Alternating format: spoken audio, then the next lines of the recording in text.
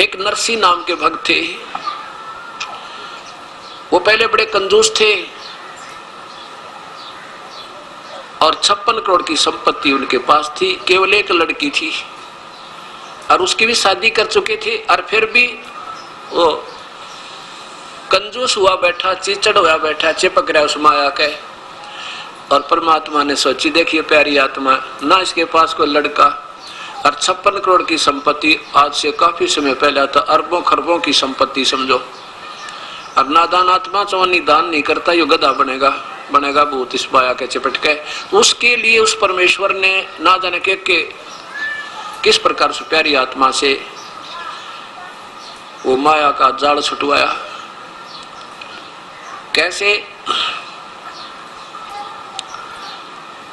नरसी बहुत कंजूस आदमी हो गया था और उसकी हुंडी चला करती।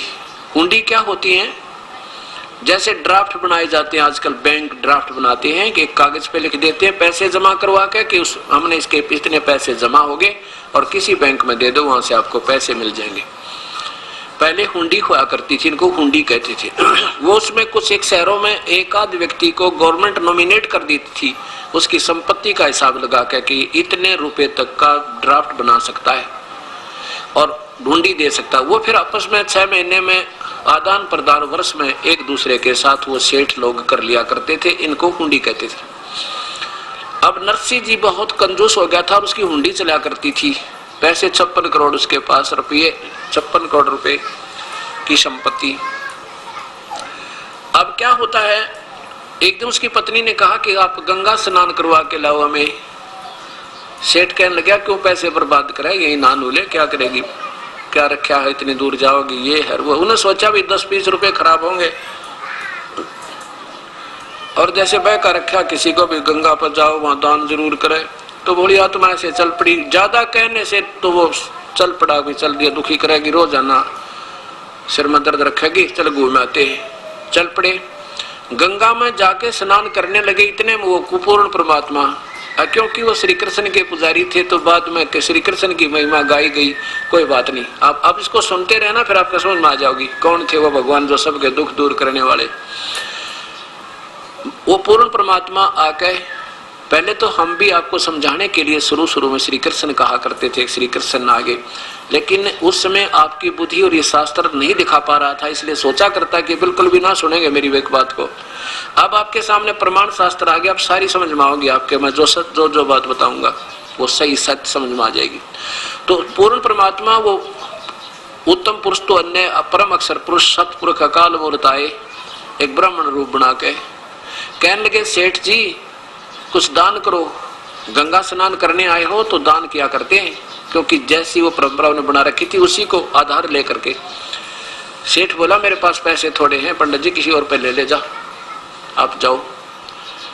परमात्मा कहने लगे, भाई देखो वैसे नहाने का क्या फायदा, कुछ दान किया करो, ये पानी तो वही ना नहा लेते आप। उसकी पत्नी कहने लगी, कर दे दो 1-2 रुपया दान ब्राह्मणताई। बोला, ना ले, चुप करके स्नान कर ले, यहाँ ले आया ना इस ये बड़ी समझ तू, पैसे दान कर दे। कितना हो पैसे? कोई ना, थोड़े लाया हूं मैं। आखिर में भगवान ने कहा 8 अन्य कर दे। ने बोला 8 अन्य भी कौन नहीं है। कहने लगा 4 अन्य तक कर दे, 4 अन्य भी कौन नहीं। आखिर में बोला 1 टका दूंगा, 1 टका।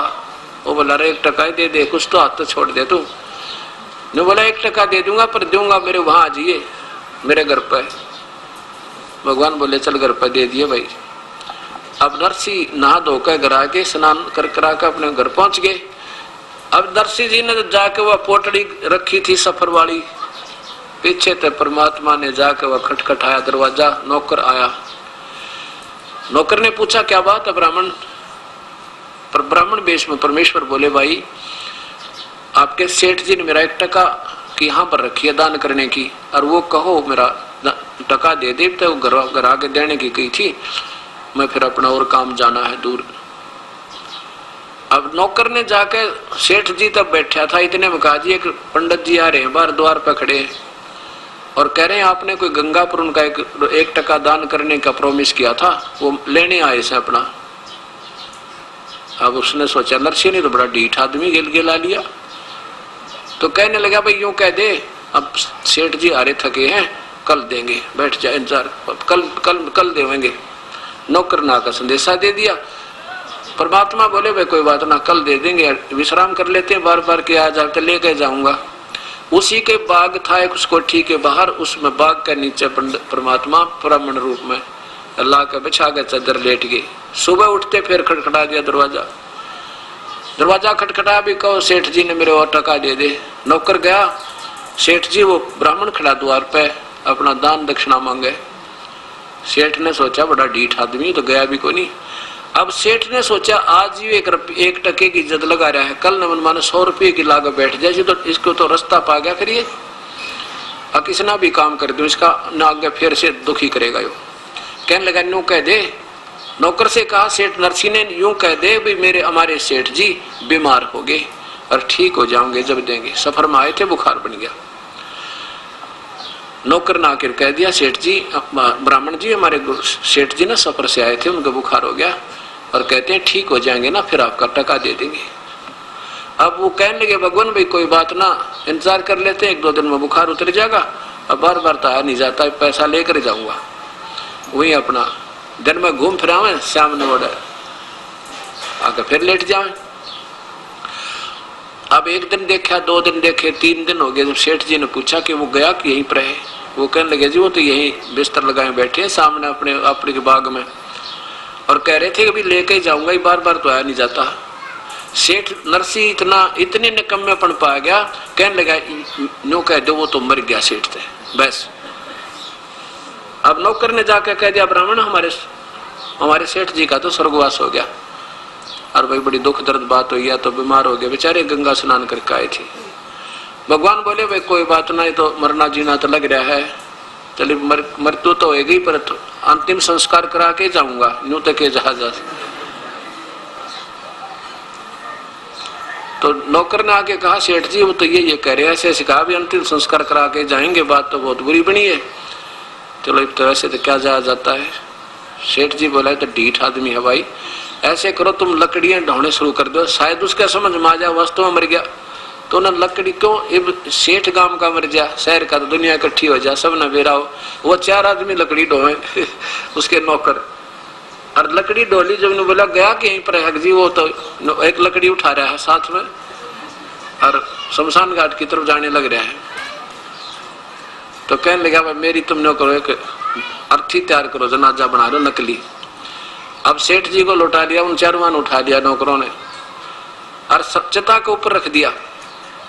चिता के ऊपर जब रख दिया तो परमात्मा डाल कर लकड़ी न जो ले रहे थे कंधे पे, और कहने लगे निकम्मे सेठ जी तो भी वह पक्का उस्ताद निकला। अब देख 1 टके बजान देने को जा रहा है, भाई हमने माफ कर दिया तेरा दान, हम लेते नहीं। सेठ बोला पक्की बात है, कहाँ पक्की बात है, अगजात है, आप जा रहे हैं भाई। भगवान चल पड़े और सेठ ने वो सारी लकड़ी वापस ठुआई, चलो सारी ठाक ले चलो उठाओ। और बची खुची जो थी ना छोटी मोटी बच जाकर उन आप धोती गए उसमें कपड़े में डाल के और सारियां की नो गठड़ी बांध दिया हुआ है, वो भी वापस पहुंचा दी। अब अगले दिन उन्होंने सोचा चलो वो तो गया ब्राह्मण था, नेक्स्ट डे अगले दिन आकाश तो दूर तक घूम फिर के आऊंगा, तो 2-3 दिन जंगल पानी भी घर में जाना पड़ा। दूर तक घूमने निकल गया सैर सपट्टा करने के लिए। उधर से परमात्मा आगे नरसी रूप बना कर वो एक पूर्ण ब्रह्म, और नौकरों से बोले भाई एक काम करियो, कोई नकम्मी आत्मा है ना कल कई दिन का तंग कर ब्राह्मण मुझे, आज वो मेरा रूप बना के ना आ जा, कभी उसको अंदर मत पड़ने देना, वो हो सके मेरा भी रूप बना के आ जाए। और तो इसकी चाल चली नहीं, और आ जा तो उसने कह दिया चला जा, ना माना तो उसका 2 ठोक दियो। अब सेठ जी का रूप बनाकर परमात्मा अंदर प्रवेश कर गए। अब सेठ जी आया 2-8 घंटे पीछे खूब सैर सपट्टे करके। अब जो द्वार पे खड़ा था नौकर कहने लगा भाई वहीं खड़ा हो जाना, सेठ 2 रुपये तो बहु रुपया है, हमारे सेठ जी को बहुत परेशान कर लिया तूने। अब देखा ना वो सच्ची कह रहे थे हमारे सेठ जी के मेरा रूप बना कर आएगा, तो वो एक काम कर दिया। और वो सेठ क्यों रुका, नौकर के कहने तो बिल्कुल सामने आ गया। तो वो नौकर कहते हैं तुझे सुना नहीं, लठ उठाया। तो वो कहता अरे फलाना मल डकड़ा मल क्या कर रहा है तू, मैं वो हूँ सेठ हूँ नरसी है, तू क्या बात कर रहा है मेरे तय, ने बोला मारे भगवान मारे सेठ तो